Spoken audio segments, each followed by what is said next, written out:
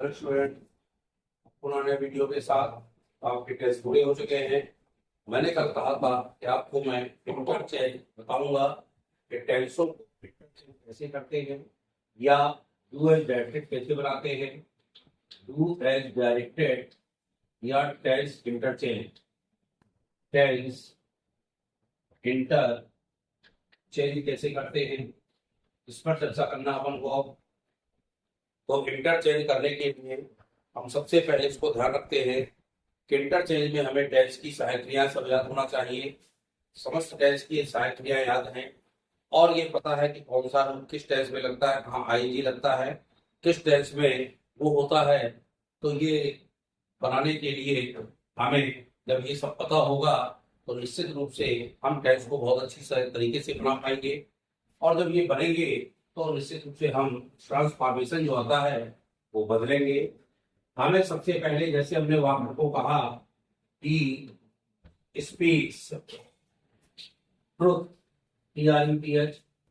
अब हमने कहा इसको हमें प्रेजेंट सिंपल है और इसमें कहेगा चेंज इनटू, यहाँ पे कहता है चेंज इनटू पास्ट सिंपल या पास्ट इंडेफिनिट, कुछ भी कह दे तो चीज वही है। इसमें बनाने के लिए अब हमें तुरंत ज्ञात होना चाहिए कि पास्ट सिंपल में हम क्रिया का सेकेंड फॉर्म लगाते हैं और इसमें क्रिया कुछ नहीं लगती, चूंकि मुख्य क्रिया वाला वाक्य है इसलिए हमें जब सेकेंड फॉर्म लगेगा तो इसमें का सेकेंड फॉर्म बनना चाहिए, होता है स्पोक, और यहाँ कर देंगे ट्रुथ और वाक्य बन जाएगा पास्ट सिंपल। क्या बन जाएगा? Past simple. यदि हम कहेंगे कि यह हमारा वाक्य, इसी को पास्ट सिंपल के स्थान में पास्ट कंटिन्यूअस बनाना है, तो पास्ट कंटिन्यूअस बनाने के लिए पास्ट कंटिन्यूअस की सहायक क्रिया हमें पता होना चाहिए। वाज या वर आता है, क्या आता है? डी में लगेगा वाज और स्पीक में लगेगा आईएनजी। स्पोक में आईएनजी लगा देना क्योंकि स्पोक होता है सेकंड फॉर्म, फर्स्ट फॉर्म में आईएनजी लगता है। इस प्रकार से हम लगाएंगे ही वाज स्पीकिंग और यहाँ आएगा ट्रुथ। ये आपका बनेगा पास्ट कंटिन्यूअस। इसी को यदि प्रेजेंट कंटिन्यूअस में कहता है तो प्रेजेंट कंटिन्यूअस सहायक क्रिया क्या आ जाएगी? यहाँ पर इज आ जाएगी। क्या आ जाएगी? इज। अब मान लीजिए इसको कहता है चेंज प्रेजेंट परफेक्ट। अब तुरंत माइंड में याद करिए कि प्रेजेंट परफेक्ट जो होता है उसकी हेल्पिंग वर्ब हमारी होती है क्या? प्रेजेंट परफेक्ट की है या है, यहाँ लगाएंगे हैज, लगाएंगे हैज के बाद तुरंत यहाँ पे आएगा स्पोकन। तीसरा रूप लगता है ना, स्पोकन के बाद आ जाएगा यहाँ पे ट्रुथ, ये आ जाएगा ट्रुथ। अब मान लीजिए इसी को कहता है फ्यूचर सिंपल बनाइए। हर टेंस को सोचिए, फ्यूचर सिंपल में मैंने सहायक क्रिया क्या बनाई थी? विल या शैल बनाई थी। विल या शैल के लिए यहाँ आएगा ही विल। अब क्रिया का फर्स्ट फॉर्म लगता है तो लगेगा स्पीक, ही विल स्पीक और यहाँ आ जाएगा ट्रुथ। आ गया ना? यानी हमारा कहने का मतलब है जो इंटरचेंज है, इंटरचेंज माने इस तरफ का वाक्य वहां पर और उस तरफ का वाक्य यहाँ पर लगाने के लिए हमें सिर्फ सहायक क्रियाएं और मुख्य क्रियाएं पता होना चाहिए। किस हिसाब से इसके थर्ड फॉर्म सेकंड फॉर्म लगते हैं तो हम वाक्य को बहुत अच्छे तरीके से बना पाएंगे। मान लो इसमें कहा प्रेजेंट परफेक्ट, तो प्रेजेंट परफेक्ट के लिए अभी मैंने बता दिया है हैज या हैव लगेगा और हैज के बाद क्रिया का थर्ड फॉर्म लग जाएगा। इस तरह से वाक्यों को बनाना है। यानी इंटरचेंज करने के लिए हमें उस टेंस की सहायक क्रिया पता होना चाहिए। सहायक क्रिया के बाद हमें कौन सा रूप लगता है, आईएनजी लगता है कि फर्स्ट फॉर्म लगता है कि क्रिया का थर्ड फॉर्म लगता है, जो भी लगता है वो लगाए और उसके बाद मुख्य क्रिया में नियम के अनुसार लगाइए और जो वाक्य दिया हो कर्म अनुशब्दों को जोड़ते जाइए, वाक्य हमारा इंटरचेंज हो जाएगा। मान लो इसी को आ जाए, इसमें आ जाए चेंज नेगेटिव, ध्यान दिएगा ये सेंटेंस चेंज है। नेगेटिव के लिए क्या करते हैं? सहायक क्रिया क्या आता है? नॉट आता है, तो बिल के बाद नॉट लगाएंगे, यहाँ स्पीक आएगा और यहाँ आ जाएगा ट्रुथ। ये ध्यान रखिएगा। अब मान लो इसका नेगेटिव कहता है, इसमें लिखा ही स्पीक्स ट्रुथ, स्पीक्स लिखा है तो जो क्रिया में एसेंस होता है तो हम क्या लगाते हैं? डज नॉट लगाते हैं। क्रिया में ऐसी होने पर डज नॉट लगाते हैं। डज नॉट के बाद क्रिया का फर्स्ट फॉर्म आता है, यानी एस या इस नहीं आएगा, सीधे आएगा स्पीक, और स्पीक के बाद आएगा ट्रुथ। इस तरह से वाक्य को बनाते हैं। बनाने के लिए हमें ध्यान रखना पड़ता है कि वाक्यों को कैसे बनाएं। मान लो इसी का आ गया, मान लो इसका ये लिखा ही स्पोक ट्रुथ, अब इसका कहेगा नेगेटिव या इंट्रोगेटिव कहता है। चलिए भाई इंट्रोगेटिव कहता है तो इंट्रोगेटिव के लिए स्पोक लगाना। तो ये क्रिया में पास्ट सिंपल है, इसकी क्रिया डिड होती है, तो यहाँ पे सबसे पहले डिड लगाएंगे, डिड के बाद ही आएगा, और सेकेंड फॉर्म को फर्स्ट फॉर्म बदल देंगे। इसमें बदल देते हैं फर्स्ट फॉर्म में स्पीक के बाद यहाँ पे आएगा ट्रुथ और साइन ऑफ इंट्रोगेशन यानी प्रश्नवाचक चिन्ह लगाया जाएगा। तो इस प्रकार से वाक्यों को बनाते हैं। बनाने के लिए हमें टेंस की सहायक क्रिया बनाने के लिए सबसे पहले हमें सहायक क्रिया पता होना चाहिए। सहायक क्रिया के बाद मुख्य क्रिया का कौन सा रूप लगना है, मुख्य क्रिया का रूप पता हो, कहाँ आईएनजी लगना है, कहाँ थर्ड फॉर्म लगना है, कहाँ सेकेंड फॉर्म लगना है। इस हिसाब से जब हमको एक कंफर्मेशन होगा तो हम आपको बहुत अच्छी तरीके से बना सकते हैं। जैसे कहते हैं आई डू माई वर्क। थोड़ा ध्यान रखिएगा, I do my work, do के साथ यहाँ पे हमें ध्यान रखना है, डू लगा है, ये डू मेन वर्ब है, सहायक क्रिया नहीं है। तो जब सहायक क्रिया इसका मुख्य क्रिया का पहला रूप है, पहले रूप में हम क्या लगाते हैं, हमेशा डू नॉट लगाते हैं। तो आई के बाद यहाँ क्या लगना है, डू नॉट लगना है। और ये जो कि मुख्य क्रिया है तो मुख्य क्रिया का पहला रूप लगेगा ही, आई डू नॉट डू। ये मत सोचिए कि डू यहाँ से कहाँ आ गया, ये हमको ध्यान रखना है कि चूंकि सहायक क्रिया लगाई गई है उसका मेन वर्ब तो आएगी ही फर्स्ट फॉर्म के रूप में, तो मेन वर्ब आएगा। इस तरह से यदि इसका कहे नेगेटिव का इंट्रोगेटिव बनाइए तो इंट्रोगेटिव में जो मेन वर्ब होती है वह तो जो जो रहेगी, सहायक क्रिया शुरू में आएगी तो आएगा do I do, do I do के बाद वर्ब आएगा और यहाँ पे चिन्ह आएगा। इस तरह से हमको वाक्यों को बनाना है। वाक्य बनाने के लिए जब वाक्य आएंगे तो हम इनको बहुत अच्छी तरीके से समझ सकते हैं।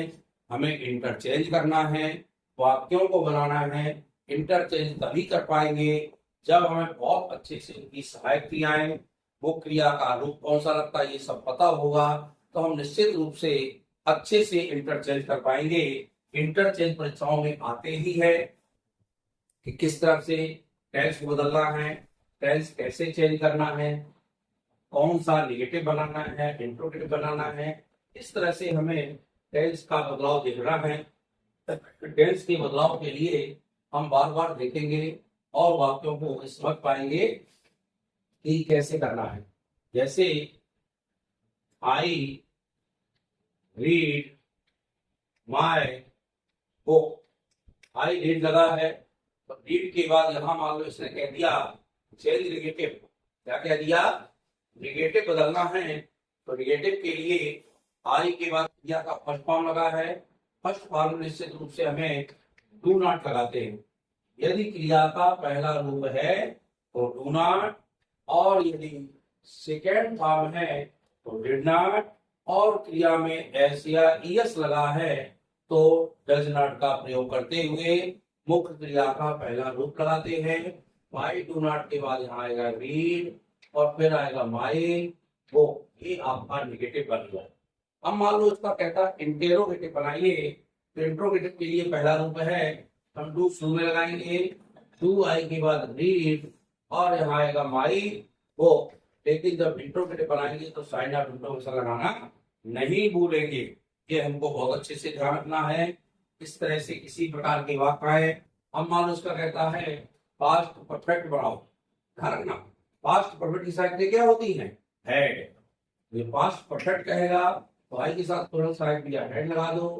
क्रिया का थर्ड फॉर्म लगता है, थर्ड फॉर्म रीडेव होता है जो कहते होते इसमें, तो रीड आएगा और माई बुक आएगा और फिर इसका ये पास्ट परफेक्ट बन गया। हम कोई भी चेंज इंटरचेंज करते हैं हमें टेंस का ज्ञान होना चाहिए, और टेंस का ज्ञान मैं भी करा चुका हूँ। सहायक क्रियाएं आपको पढ़ा चुका हूँ, पूरे नियम बता चुका हूँ, किस हिसाब से इसकी तैयारी करना है ये आप अच्छे से वो देखेंगे, और जब देखेंगे तो फिर वो कर पाएंगे। जैसे हम कहते हैं राधा सिंग्स और सॉन्ग। अब ये वाक्य है प्रेजेंट सिंपल क्यों है, जान गए हम कि क्रिया में इसमें एस एस लगा है। जब क्रिया में एस एस लगा होगा तो इसका नेगेटिव बनाने के लिए क्या करेंगे, यहाँ राधा को जो पाते हो और एस या इस वाले वाक्य में क्या लगाते हैं, डज नॉट लगाते। नोट कर लीजिए, अभी नोट करिए आप नोटबुक में कि जब क्रिया में एस या ईएस लगा हो तो डज नॉट लगता है, जब क्रिया का पहला रूप लगा हो तो डू नॉट के बाद पहला रूप आता है, यदि क्रिया में सेकेंड फॉर्म लगा हो तो डिड नॉट के बाद पहला रूप आता है, डिड नॉट के बाद डज नॉट लग जाता है। ध्यान इस क्रिया में जो एस से हट जाता है, क्रिया का एस या ईएस हटा दिया जाता है, सिंग के बाद आएगा अ और यहाँ आएगा सॉन्ग। ये इस तरह से इसका निगेटिव बनाना है। कोई तो हटाएंगे। अब मैं आगे बढ़ू थोड़ा सा। राधा सिंह सा सॉन्ग आया मान लो, इसमें कहता प्रेजेंट परफेक्ट बढ़ाओ, क्या कहेगा, तो चलिए प्रेजेंट परफेक्ट के लिए क्या करेंगे, कर्ता में तो कोई चीज नहीं हो, राधा आएगा। प्रेजेंट परफेक्ट की तुरंत सहायक क्रिया याद करिए, हैज या हैव आती है। राधा के बाद यहाँ हैज और सिंह का थर्ड फॉर्म आएगा संग और सॉन्ग। ये देखिए बन गया प्रेजेंट परफेक्ट। क्या बन गया, अब इसी प्रेजेंट परफेक्ट क्या फ्यूचर सिंपल बनाइए। चलिए फ्यूचर कंटीन्यूअस बनाइए। फ्यूचर कंटीन्यूअस क्या सहायक क्रिया होती है, विल बी शैल बी। तो राधा के साथ क्या आएगा, विल बी आएगा ना, राधा विल बी सिंगिंग। अब ध्यान रखना है फ्यूचर कंटीन्यूअस में विल बी शैल बी क्रिया होती है और क्रिया के बाद मुख्य क्रिया में आईएनजी लगती है, विल बी आएगा और सिंग का आएगा सिंगिंग और सॉन्ग।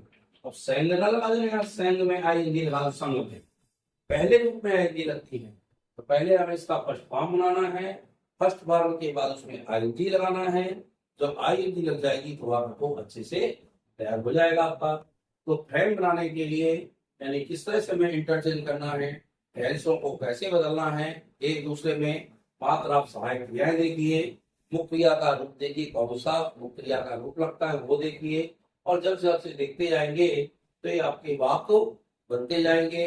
यानी वाक्य को हमें बनाने के लिए मात्र क्रिया ध्यान रखना है कि हम उसकी सहायक क्रिया देखें, सहायक क्रिया के बाद मुख्य क्रिया का कौन सा रूप लगता है ये देखें, इंट्रोगेटिव हो या देखें कि हमें साइन ऑफ इंट्रोगेशन लगाना है, वह लगाना ना भूलें। उसमें भी बोर्ड परीक्षाओं में नंबर जरूर पड़ जाते हैं, उसमें छोटी गलती नहीं मानी जाती, ये गलती बड़ी होती है, इसलिए आपको यह ध्यान रखना है और बनाते जाना है। चलिए एक आध वाक और चलते हैं।